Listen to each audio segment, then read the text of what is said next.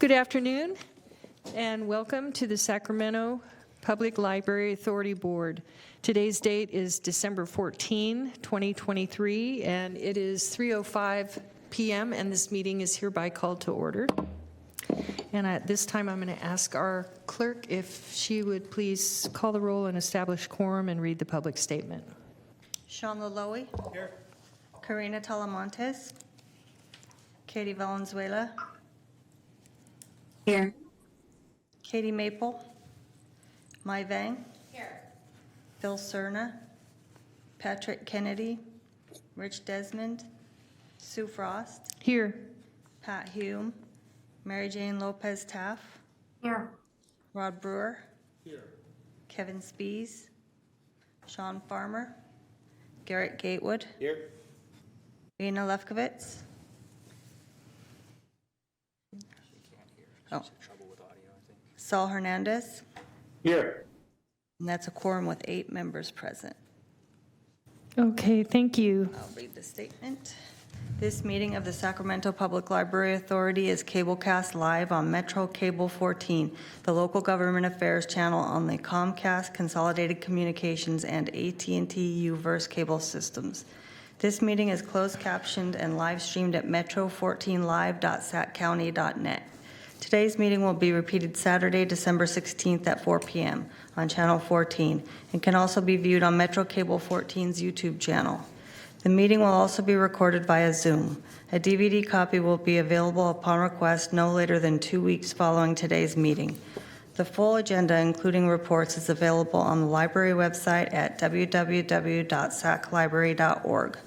Members of the audience wishing to address the board should complete a speaker identification form located at the back table and give it to the clerk. Members attending via Zoom should raise their hand in the Zoom program. Please speak clearly when addressing the board and state your name for the record. Comments are limited to 3 minutes so that everyone may be heard. Thank you. Director Brewer, would you mind leading us in the Pledge of Allegiance? Right hand over your heart. Begin. I pledge allegiance to the flag of the United States of America and to the republic for which it stands, one nation, under God, indivisible, with liberty and justice for all. Thank you. Okay, item 2 is public comment on matters not on the agenda. And we have no speakers, so thank you very much. And for presentations, we have our friends of the Sacramento Public Library, and I'm not able to see those that are on the Zoom. And so if you are here from the Friends of the Public Library, if you could just... Devon Graves is here. Levon. Hello, everyone. Thank you for the opportunity to share. My name is Devon Graves, and I'm the current vice president for the Friends of the Sacramento Public Library. Not much to report, but wanted to first just give a shout out to our book den that is continuing its efforts to have book bag sales, have opportunities for the community to come in and support the Friends through book purchases. Our membership is continuing to be at its highest it's been in 2 years, so we're excited about that. And our youth memberships are at the highest it's been since the past 2 years. So we still have a lot of work to do to continue to get folks signed up to be members of the Friends, but the numbers look promising. I want to shout out 2 of our affiliates who have done some awesome work recently. So our Arden Dimick and North Highlands Antelope Friends have had two events recently to get books into the community. Arden Dimick had children's book giveaway. They had about 160 children and parents show up and participate in that. So again, just an example of the work that the Friends are out there doing and continuing to be involved with the community. As we look ahead for next year, the biggest thing on our calendar in the new year is on February 25th, we have our annual meeting, our All Friends meeting, where we'll do our treasurer training for the year. And then we will have the election of our officers and board members.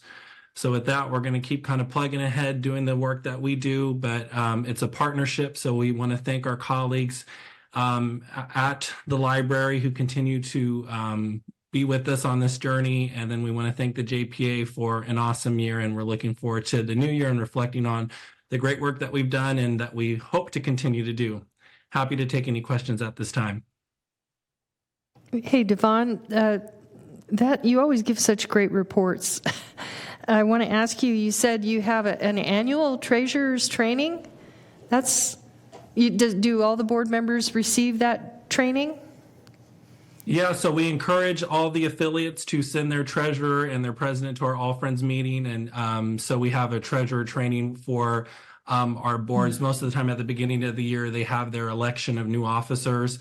And so then they send them to our All Friends meeting where they get trained on how to do the budget, how to work on taxes and stuff like that. So all that to keep the organization moving forward. Oh, that's great. Well, we really appreciate your dedication to the Library Authority. It's hard to really count the ways that the Friends of the Libraries help out, not just financially, but in spirit, engaging with the community and getting involved. So congratulations to Arden Demick and North Highlands for those efforts, and thank you so much. And I see Director Lefkowitz had some comments to make. Yeah, thank you. Devon, I'm with the trustee on the County Board of Education, and I met with our librarian over at our juvenile hall today. We run the school in juvenile hall, and she gave you a big shout out for the support of the Friends of the Library for the juvenile hall library and the books that you all help us purchase, and also to the staff at the library. So I just wanted to convey that to you during this time. Thank you. Thank you, Director Lefkowitz. And thank you, Devon. I don't see any other directors in the queue. Do we have any public comment on this item? No public comment. And so with that, thank you, Devon, for another great report. I hope the Friends of the Library have a wonderful holiday season. Merry Christmas. Thank you. Okay, our next item is closed session. We're going to be recessing to closed session to discuss public employee performance evaluation, Government Code 54957B1, title Library Director. And so at this time, we will recess to closed session, and we'll be back shortly. And I'm assuming our callers will be zoomed in or dialed in as well. Okay, thank you. Okay, at this time we will reconvene our meeting out of closed session, and I'll ask our Authority Board Counsel if there's a report out. There's no reportable action at this time. I did receive direction to bring a contract amendment for consideration at the January meeting.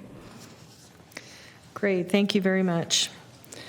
All right, our next item is item number 5, Executive Team Report. And do we have a report, Peter, or is it just a receive and file? It looks like we just... Yeah, Madam Chair, I don't need to belabor what's in the written report. It's there. I did just want to highlight that we are moving forward with a number of the building projects that we received from funding from the Forward Together Infrastructure Grant. So those projects will be moving fairly quickly with our jurisdiction. Actually, they're both City of Sacramento. And so we'll be bringing more information to the board in the coming months about those. But because of the deadline with the expenditure of the funds from the state, those projects will move a little quicker than most building projects. So I just want the authority to be aware that we'll be bringing multiple updates over the next 2 years on these projects. So just be prepared for lots of really good news about those. Oh, wow, I'm sure no one's going to complain about that. I hope not. Thank you, Peter. Yeah. Okay, and do we have any public comment on that item? No public comment. I keep asking and I keep getting a no from you guys. Okay. Sorry, yes. Madam Chair. I misspoke. There's one thing I'd like to highlight if you don't mind. Okay, sure. the statistics for the library for the year to date, I just wanted to highlight the growth that we're seeing over the last couple of years and people coming back to the library. And one statistic I wanted to highlight is our new card holders. That number has increased 28% over where it was before the pandemic. So we're getting a lot more new people coming and using the library, which I think is a great a boon to us. And we're doing a lot more to encourage new homeowners and people who have moved, letting them know that the library is around. We have a service that sends out notices to those folks. So I think we're seeing really great results from letting people know the library is here. And so we're looking forward to that continued growth of new cardholders. Did you just say 28% over before the pandemic? That's correct, ma'am. Wow. Yeah. That's incredible. It's incredible. Yeah. Congratulations. Thank you. So we're looking forward What do you to... attribute that to? I think part of it is our efforts of notifying people, that the new homeowners and people who are moving in the area. I think that, and I think our social media with our marketing team is doing really well and reaching a new audience. Yeah. Oh, congratulations to you and your team. Thank you.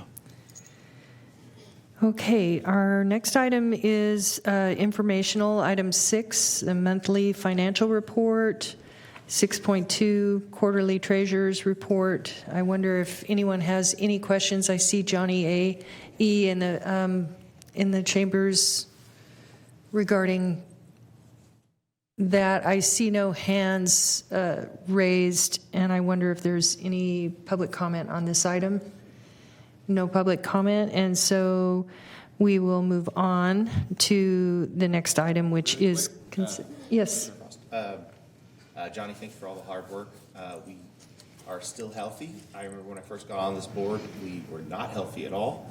And I think truly it's because of his hard work and everything we've come that these meetings are fast, efficient, and now I feel like we're in a very, very good place. So thank you for your hard work. Thank you, Director Gatewood, and thank you, Johnny, as always. Okay, our next item is consent. And I don't know if I need to read all of these. Do I? So moved. Okay. Second. Okay, we have a motion by Director Gatewood and a second, close, squeezed in the lead with Director Laloe. And all those in favor? Aye. Oh, wait, we need to do a roll call vote because we have people call in on the call. Shauna Lowy. Aye. Karina Talamontes. Katie Valenzuela. Yes. Katie Maple. Mai Vang. Yes. Phil Cerna. Patrick Kennedy. Rich Desmond. Sue Frost. Aye. Pat Hume. Mary Jane Lopez Taff. Yes. Rod Brewer. Aye. Kevin Spees. Sean Farmer. Garrett Gatewood. Aye. Bina Lefkowitz. Yes. Saul Hernandez. Aye. And motion passes with 8 members present. Thank you. Our next item is item number 8.1, contract amendment, amend and restate the joint use agreements between the Sacramento Public Library Authority and the River Delta Unified School District. Chair Frost, I'll defer to Deputy Director Keller to share this item. Oh, thank you. Yeah, so these agreements renew the operating agreements we have for use of the Cortland and the Isleton libraries. So those are provided to us by the River Delta Unified School District. And basically what these agreements have done is we have aligned them in accordance with our joint powers authority where previous agreements had not been in alignment. So it brings us up to date and also gives us an additional 10 years in both facilities. Okay, do we have any questions or comments from the board? I am seeing none, so I'll ask if there are any public comments on this item. And so I'll come back to the board for deliberation or a motion. Second. Motion by Director Brewer, second by Director Gatewood. A roll call vote, please. Shauna Lowy. Aye. Karina Talamontes. Katie Valenzuela, Yes. Katie Maple, Mai Vang, Yes. Phil Cerna, Patrick Kennedy, Rich Desmond, Sue Frost, Aye. Pat Hume, Mary Jane Lopez Taff, Aye. Rod Brewer, Aye. Kevin Spees, Sean Farmer, Garrett Gatewood, Dina Lefkowitz, Yes. Saul Hernandez. Aye. Motion passes with 8 members present. Thank you very much.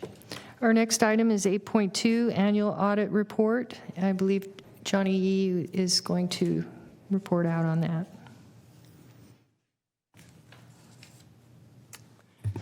Good afternoon, Chair Frost and members of the board. This item here is the annual audit report for fiscal year 22-23.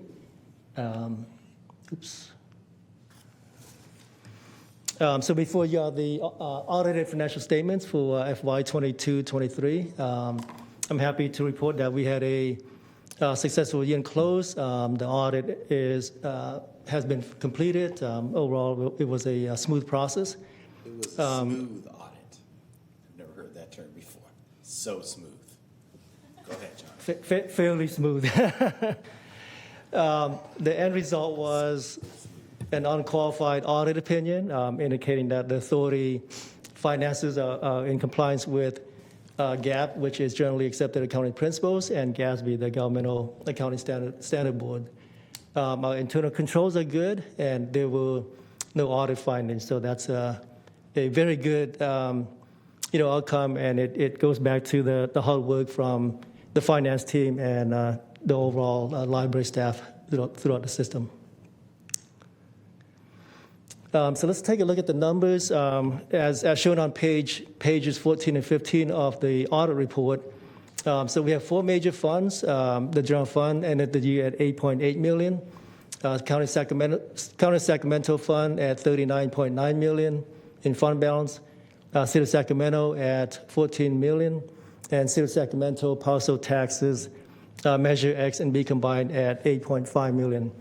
And we do have one small non-major fund. This is what we call a permanent fund, found on page 15 of the audit report, which ended the year at a little bit over $300,000. So the total combined fund balance was $62.5 million at the end of June 30, 2023.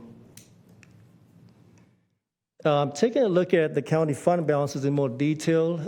So of the $30.9 million fund balance, for the county branches, $12.7 million for general branch expenditures, $610,000 in the form of donations, $10.9 million in reserve for economic uncertainty and cash flow needs, and supplemental fund services at $6.3 million, and then deferred maintenance at roughly $400,000 and $21,000 for open contracts. So those are mainly purchase orders.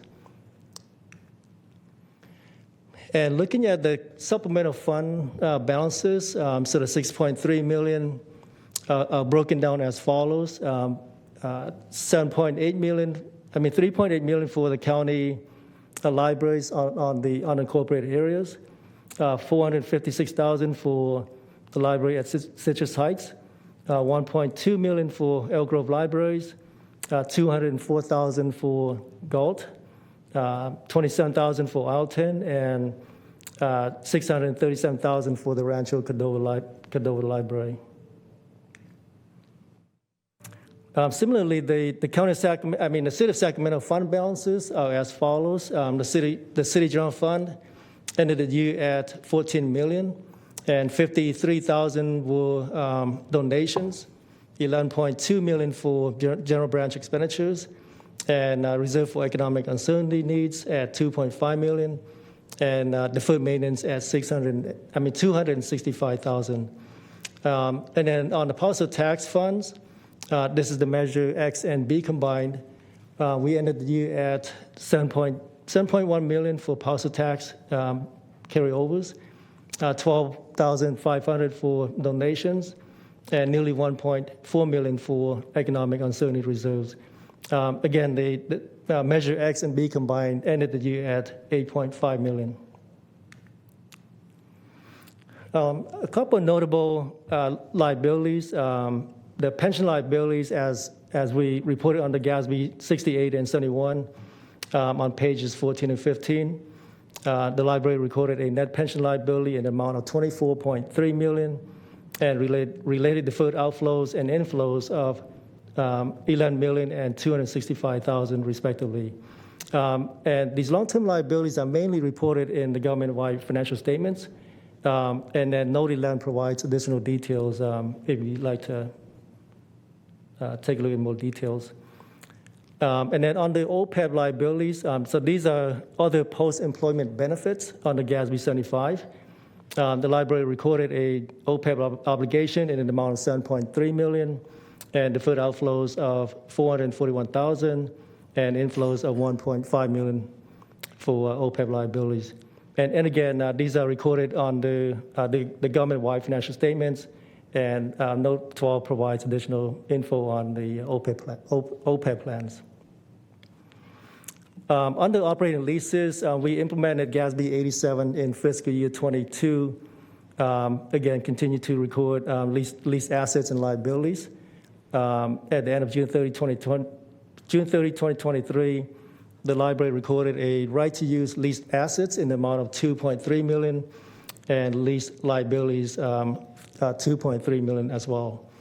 We have a small receivable in the amount of $326,000 and a deferred inflow of $313,000. Again, these are long-term liabilities, and they're recorded under the government-wide financial statements. And then footnote number 8 provides additional detail on leases. And new this year for fiscal year 23, under GASB 96 is what's known as subscription-based information technology arrangements, also known as SBITAs. So the implementation was in fiscal year 22-23, this past fiscal year. And then the library recorded a $749,000 in right-to-use intangible lease assets and related subscription liabilities in the amount of $344,000. And SBITAs are mainly subscription software such as the library's Sierra systems. There's a few other softwares that we subscribe services to, such as a human resources software. iBoss is another one for malware and defense systems for IT needs. Again, the SBITAs are also recorded under the government-wide financial statements, and footnote number 9 provides additional detail on that as well too. So this schedule here, this is a little bit busier. I wanted to compare what we call the modified accrual versus full accrual basis of accounting. So throughout the year, the library records governmental funds. So under the modified accrual basis, this is where we record all the governmental funds, which focuses on current available resources. And also this is where we do all of our budgeting needs throughout the fiscal year. And then as noted earlier, the total ending fund balances was $62.5 million under the modified accrual basis of accounting. And on the flip side, on the right-hand side of the schedule, this is what we call the full accrual basis of accounting. This is where we record all the government-wide financial statements, focusing on all available resources. So another way to look at this is very similar to private sector accounting, where it's a for-profit accounting. So this includes capital assets, and then any long-term liabilities such as pension, OPEB, accrued compensated absences, leases, and new to the schedules, SBITAs.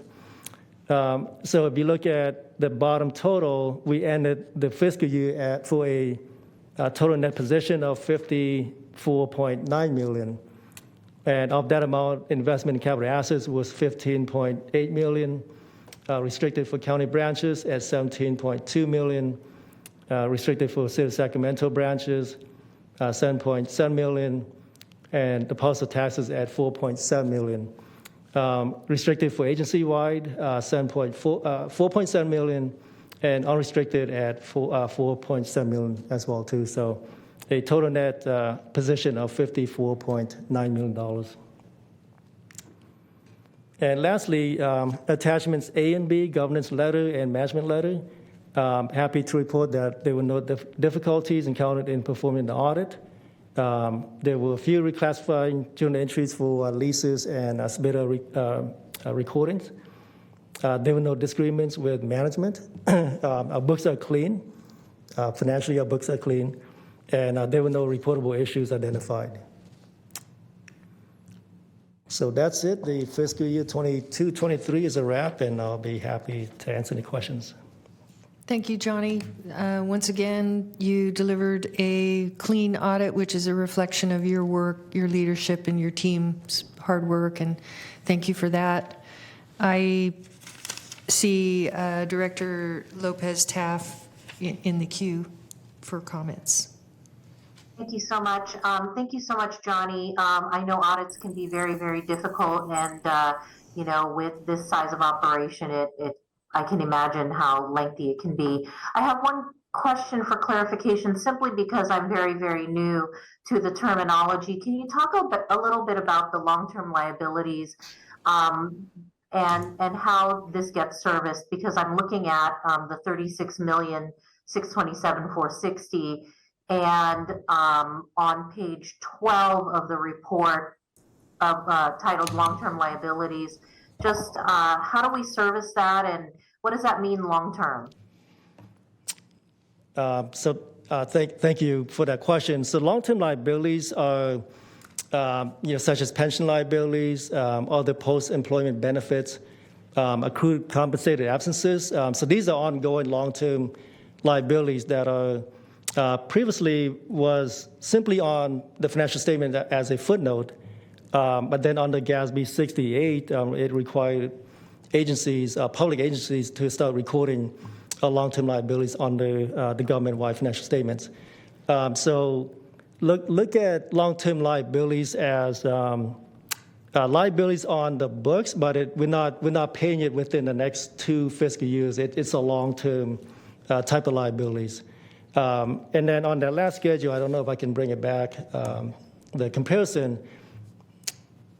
where under the full accrual and the modified accrual basis of counting, so the modified accrual, those are the governmental funds, so the long-term liabilities are not recorded in the governmental funds. And again, that's where we do all our budgeting needs and, let's see. Yeah, here we go. So under the modified accrual, you'll see we ended the year with a fund balance of $62.5 million.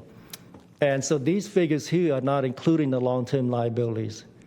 And on the right-hand side, the full accrual, as I mentioned earlier, this is similar to private sector accounting where, it's a for-profit type of, presentation where we show all of the capital assets, so any fixed assets that we have, infrastructures that the library owns, the lease assets, SBITA assets, and then also we factor in the long-term liabilities, which includes pension, OPEB, and accrued compensated absences. So those are, pensions always a big amount within any public agency. I imagine the City of Citrus Heights, it has a good size pension liability as well too.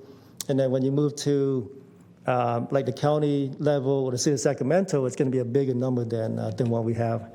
And then help me understand. So if for some reason everyone were to retire, this would become due and payable in that full amount versus those retirees who are paying at this point.